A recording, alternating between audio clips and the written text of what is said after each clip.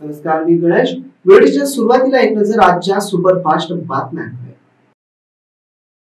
देश मेरा रंगीला, मेरा रंग दे बसंती चोला. देशभक्तीची भावना जागृत करणाऱ्या गीतांवर गीत गायन, नृत्य सादरीकरण करून देश मेरा रंगीला या स्पर्धेत तरुणाईचा जल्लोष दिसून आला. युवा मित्र फाउंडेशन निर्मित लाईव्ह महाराष्ट्र प्रस्तुत देश मेरा रंगीला या आंतरशालेय महाविद्यालय नृत्य आणि गीत गायन स्पर्धेचं आयोजन बुधवारी संत एकनाथ रंगमंदिरात करण्यात आलं होतं. शहरातील विद्यार्थी कलावंतांनी देशभक्तीपर कला सादर करून उपस्थितांची मन जिंकली. वैद्यकीय व्यावसायिकांनी देशव्यापी बंद पुकारला असून यात शहरातील डॉक्टरही सहभागी झाले. त्यामुळे ओपीडी सेवा ठप्प झाली असून IMAच्या अहवालांना प्रतिसाद देत शहरातील बहुतांश खासगी डॉक्टर बंद मध्ये सहभागी झाले.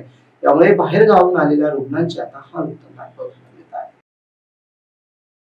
रामगिरी महाराजांच्या वादग्रस्त वक्तव्यानंतर इम्तियाज जलील यांनी पोलीस आयुक्त छत्रपती संभाजीनगर यांची भेट घेऊन यांना निवेदन सादर केले.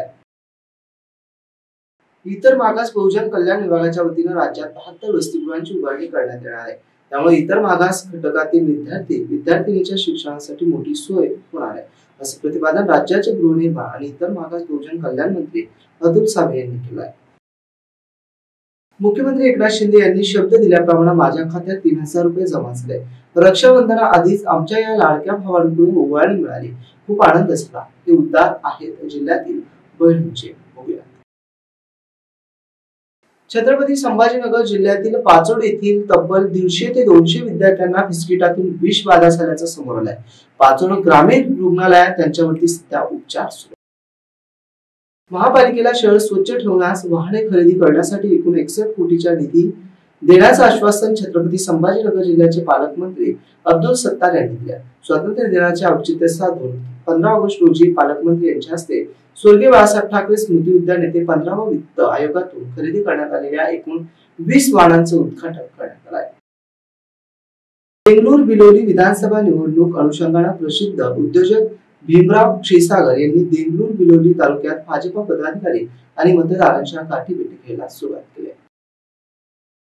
राज्य सरकारच्या मुख्यमंत्री माझी लाडकी बहीण योजनेच्या विधानसभा मतदारसंघ क्षेत्रात समितीवर सतीश खाडगे यांचे अध्यक्ष म्हणून निवड झाल्यानंतर समितीची पहिली बैठक तहसील कार्यालयात पार पडली. सतीश खाडगे यांनी या बैठकीत 33,851 महिलांचे अर्ज मंजूर केले. बांगलादेशातील हिंदू समाजावर होणाऱ्या अत्याचाराच्या निषेधार्थ जालना येथील सकल हिंदू समाजाच्या वतीने जनाक्रोश मोर्चा काढण्यात आला. मोर्चेकऱ्यांनी विविध मागण्यांचे निवेदन जिल्हाधिकारी श्रीकृष्ण पानसाळे यांना दिले. मोर्चात सहभागी नागरिकांनी विविध घोषणा देत नागरिकांचं लक्ष वेधून घेतलं होतं. यावेळी पोलिसांचा चांगला बंदोबस्त करण्यात आला होता. याबरोबरचे बातमीपत्र संपलं. पुन्हा भेटूया बातमीपत्राच्या पुढील भागात. तोपर्यंत पाहत राहा.